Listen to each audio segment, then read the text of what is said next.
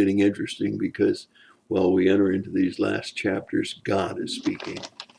It didn't matter what the theology of any of the three friends of Job or Elihu's Job doctrine. It didn't matter because now God's going to tell us about his doctrine. And he's told Job, he says, as he spoke out of a whirlwind, he said, have you considered creation? Have you considered nature and who controls it? Have you considered the animals who made them and makes them do what they do? Job, have you considered all that I've done and all that I've created? And can you compare man with God? Answer me. Tell me, Job, what about it? Well, Job finally has a chance to answer. Chapter 40. Job replies to God, I'm insignificant. What can I say? I'll shut my mouth. I just love that. It's not a long answer. It's just verses 3-5. But Job has compared himself with what God has done and what he's created. He says, I'm insignificant. I'm nothing I can say. I'll just shut my mouth. Well, God continues in chapter 40, verses 6 and following.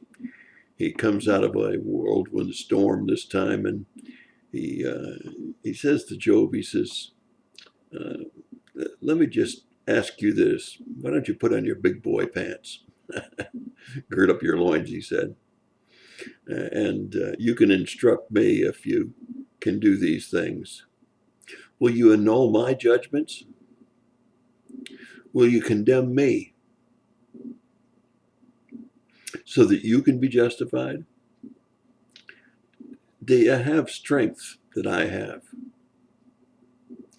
Or how about this, Job? Is it possible that you could put on greatness, dignity, honor, and majesty? Let it compare to mine. Then I'll confess you. You see, God is basically saying, I've asked you to look at my creation and how I control things and compare yourself with those things. Now he says, look at thy being. Look at my attributes. Can you compare with any of those things? Because if you can, I'll confess you. And then he takes and he uses an illustration of a behemoth. This is an animal that some have said is a hippopotamus. Others have guessed at other animals, but nevertheless, a strong, powerful, robust animal with unimaginable strength. He says, what about it, Job? Can you compare to my majesty, my greatness, my dignity? Can you make the proud low and humble? Can you tread down the wicked? If you can do any of these things and you have the strength of a behemoth, then I'll confess you. Well, my friends, I don't think it takes very much imagination to recognize that if we start laying God's creation, his nature, his animals, who he is and his attributes, man is nothing. What Job answered is the way we would have to answer. I'm insignificant. I can't say anything. I'll just shut my mouth.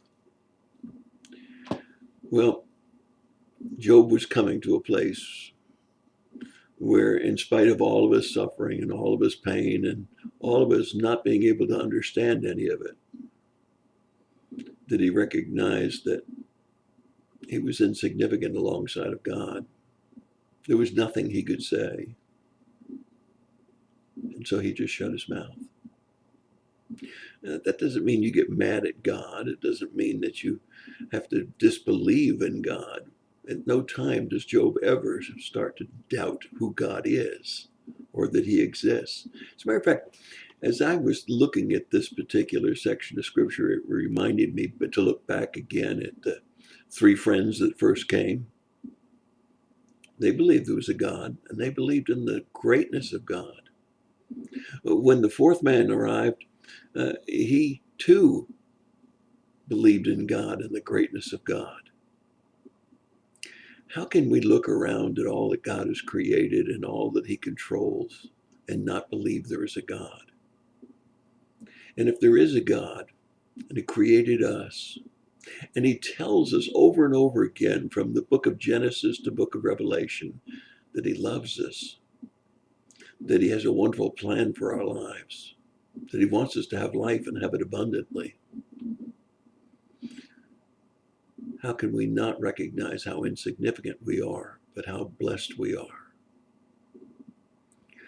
There's a cartoon that I just picked up not too long ago that talks about being able to breathe freely. Even though it may cost thousands of dollars a day to be on a respirator, God allows us to breathe freely every day for all the days of our life. How can we be anything but appreciative and have gratitude, even when everything's not going exactly the way we'd like it to go? But even much more than that, imagine the fact that we have an eternity waiting for us, free from all pain and all sorrow, just because God loved us enough to send his son, Jesus. And that's my thought for the day. God bless you and have a great day.